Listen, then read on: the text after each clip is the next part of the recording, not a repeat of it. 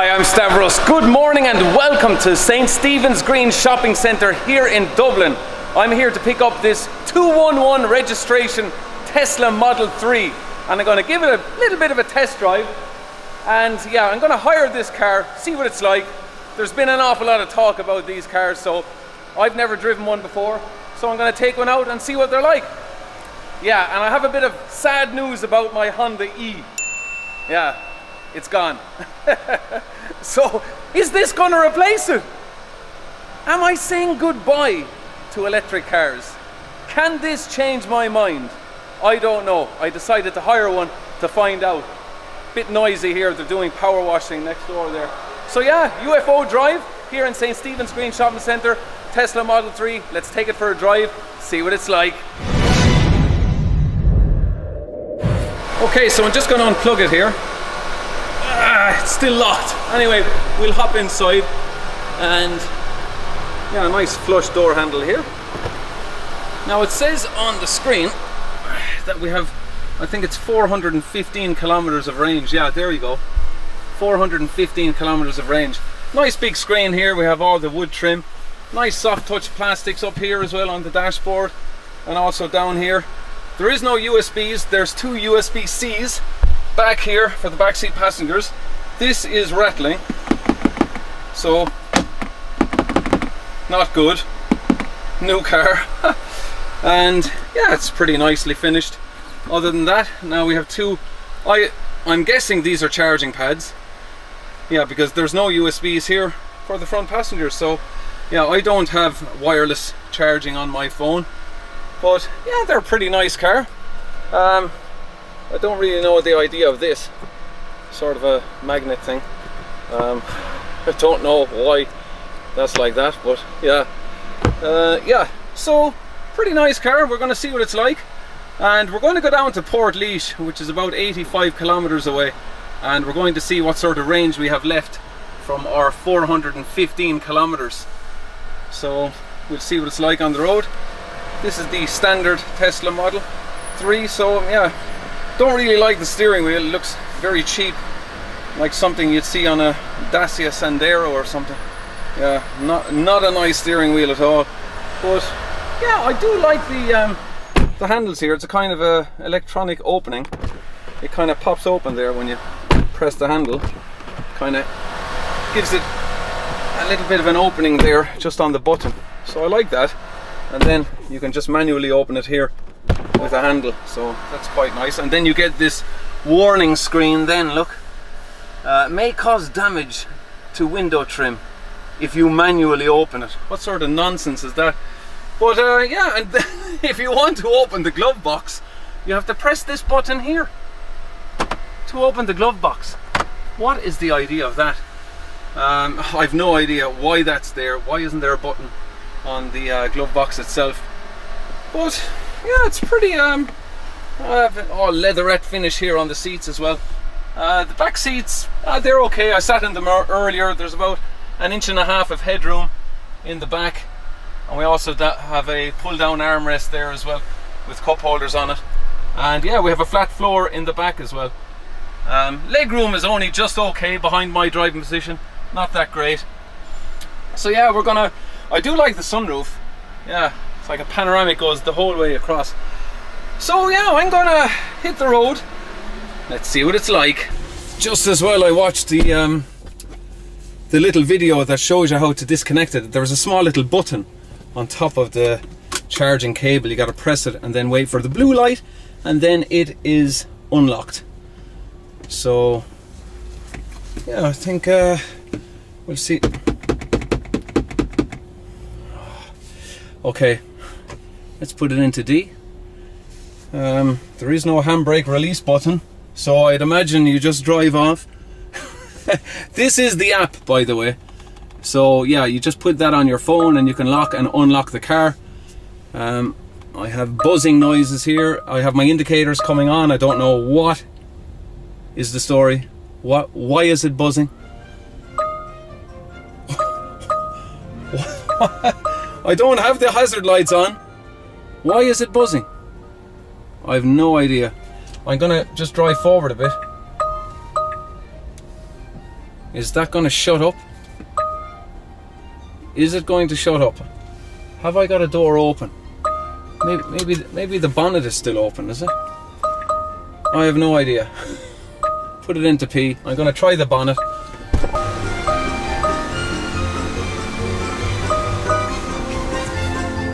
There's a buzzing noise happening. The indicators are flashing. Now the mirrors are going in and out. I've no clue what's wrong with this car. Huh? Oh, hang on.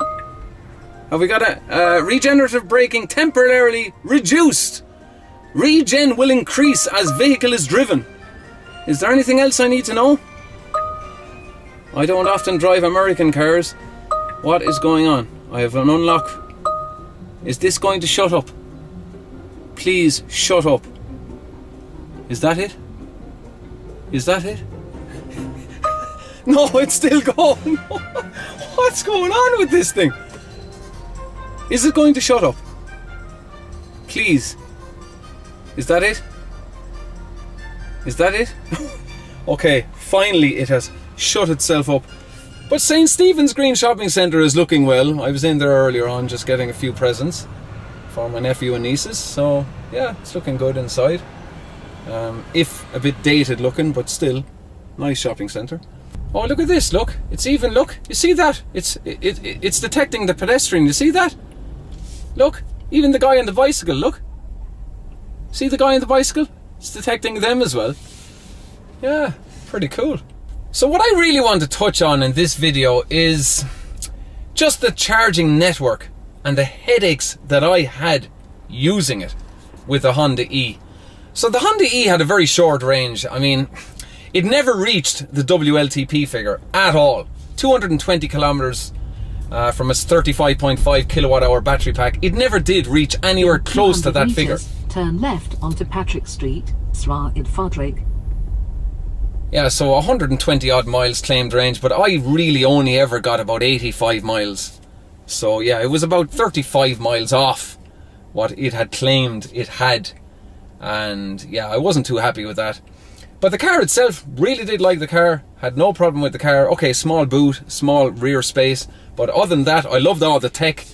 I loved all the preheating and yeah, heated steering wheel and seats and all of that. I really did like that, but the charging network let it down. And you would have seen in videos that I shot, especially the one where I did 1,000 miles in the Honda E. It took me 29 hours and 24 minutes. Yeah, you will see the problems that I had with the ESB network. Now, the Tesla network, there's not enough of them in Ireland. Yeah, I've driven enough around to know that there's just not enough of these charge stations getting fitted in Ireland. Oh, I have to leave the horse go by. That's nice. Yeah. Oh yeah, there's plenty of pickup in this car. Look at this. Ooh, that is nice. Nice pickup. You will encounter this if you're buying an electric car. As great as they are, you will have such a headache at the charge stations. All this hanging around, and then the next thing you know, you're going to pull into a charge station. Your wife, girlfriend, or partner is going to be beside you, and you're going to encounter people ahead of you at the chargers, and she's going to turn around to you and say, how long are we going to be here? And then you're going to say, what you want to say is probably an hour, but then you say, oh, probably 45 minutes. No, it's not. It's going to be over an hour by the time they're finished, and by the time I'm charged in, it's going to be so long. Yeah. So what you're also going to encounter is when you're driving into a charge station, now turn right onto Parnell Road. You're going to have that real awful feeling in your stomach where you're just, how many people are ahead of me? Is there anyone at the chargers? Is there a problem with the charger? Yes, you will face all of these things when you buy your electric car. But would I buy one? Would I buy one of these? Well, I wouldn't, of course, because it's full electric. I'm gone. I am gone from full electric. So this is where some of you have already turned off the video, because I'm gone back to combustion, albeit it is a hybrid car. It's not a plug-in hybrid. Maybe in the future I'll get a plug-in hybrid, but no, I'm gone back to combustion. No plugging in, no charging, no nothing. Okay, we're nearly up to motorway speed limit here now, around 120 kilometers, and the suspension, not the best on this car. I've said it already, it's not very comfortable, and there's a lot of road noise. Yeah, it's... If you were thinking of buying one of these cars, you definitely need to test drive one. Maybe hire one at UFO, and yeah, just that suspension, I couldn't buy this car with this suspension. And even over bumps during the city drive there, it's just boom, boom, you know, hard. No, the suspension on this car would definitely let it down big time, in my opinion. The steering is good, feels direct. Yeah, the seat is comfortable, driving position is good. I've got decent knee room here as well, that's okay. I'm 6'2", I've got plenty of headroom. So, and a noisy armrest. Okay. But yeah, we haven't got too far to go now. We'll pull in and then talk about more charging. Okay, we're just pulling into the Supermax Plaza here in Portlaoise. Now, we could have pulled into junction 14, where they have 4 fast chargers, but I decided not to do that. So I can see here there are 2 electric cars charging ahead of me. So this is what you're going to encounter. This is what I was talking about. You come in and there's people ahead of you. Now, I have no idea how long they're there. I could go onto the ESB app and it would give me an idea, but oh, hang on a minute now. Look at this. There's 2 people charging at the one charger. Now, I'm curious to see how they're able to do that, because I tried that before and it wouldn't work for me. And sometimes it doesn't work where you're charging 2 cars at the same time. So I'm just going to ask those people, are they actually getting charge in both those cars at the same time? Because this is an issue with these chargers as well, where even though they have 2 cables, CCS and Type 2, you can't charge 2 cars at the same time. But one of them is a Nissan Leaf, so it could be charging on CHAdeMO. There could be a CHAdeMO cable, maybe. I really like the reversing camera. That's very good in this car. Okay, we have this man pulling out in his Nissan Leaf and the Hyundai Kona. So these 2 cars were able to charge at the same time. And the only reason for that is that he was charging in CHAdeMO and he was charging on CCS.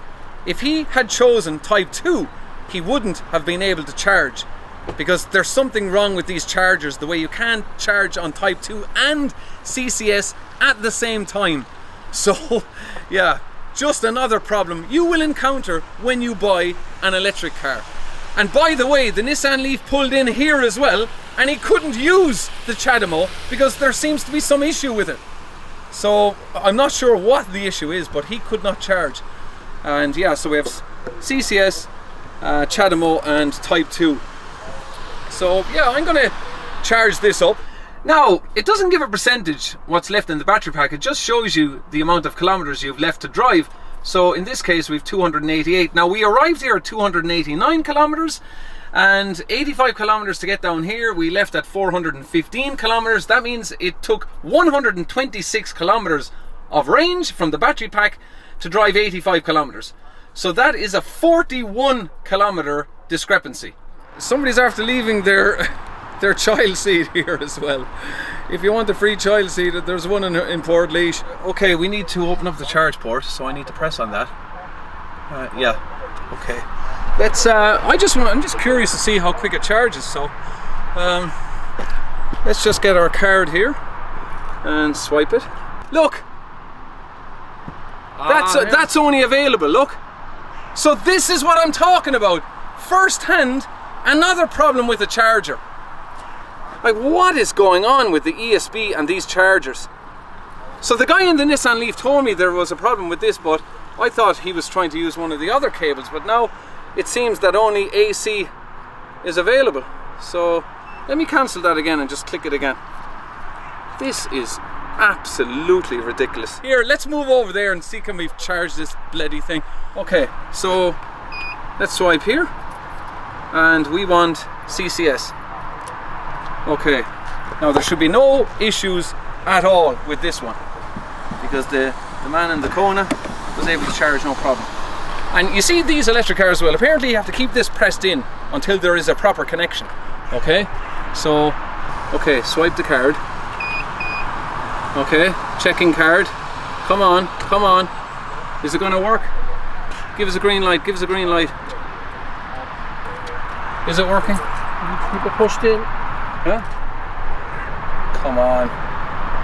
Oh, oh, oh, oh, oh, is it going to go green? Come on. It's flashing. It's flashing, but is it charging? Oh, we have contact! Hallelujah! And lights are still flashing. For what? I don't know. Why are the lights flashing?